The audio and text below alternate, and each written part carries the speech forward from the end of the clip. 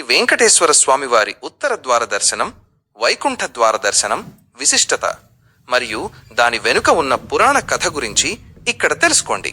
ఉత్తర ద్వార దర్శనం ప్రాముఖ్యత. వైకుంఠ ఏకాదశి నాడు వైకుంఠంలోని ద్వారాలు తెరుచుకుంటాయని భక్తుల నమ్మకం.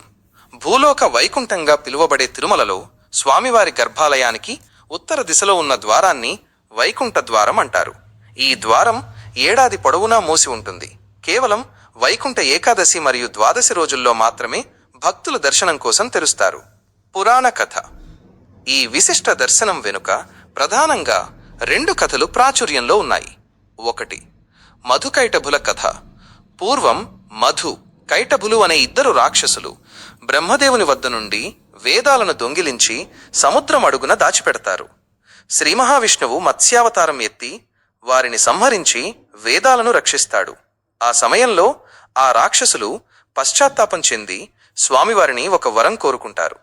వైకుంఠ ఏకాదశి నాడు మీరు వైకుంఠంలోని ఉత్తర ద్వారం గుండా ప్రవేశించేటప్పుడు మాకు కూడా మీ దర్శనం భాగ్యం కలగాలి.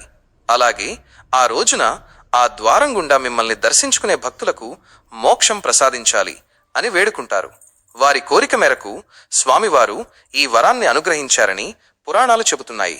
2. దేవతల ప్రార్థన. మరొక కథ ప్రకారం దేవతలు మరియు రాక్షసులు కలిసి అమృతం కోసం క్షీరసాగర మథనం చేసినప్పుడు ఏకాదశి నాడే అమృతం ఉద్భవించింది. ఆ శుభ సమయంలో దేవతలందరూ ఉత్తర ద్వారం గుండా వెళ్లి శ్రీ మహావిష్ణువును దర్శించుకుని అమృతాన్ని స్వీకరించారు. అందుకే ఈ రోజున ఉత్తర ద్వార దర్శనం అత్యంత పుణ్యప్రదమని భావిస్తారు. ఆధ్యాత్మిక నమ్మకం. మోక్ష ప్రాప్తి.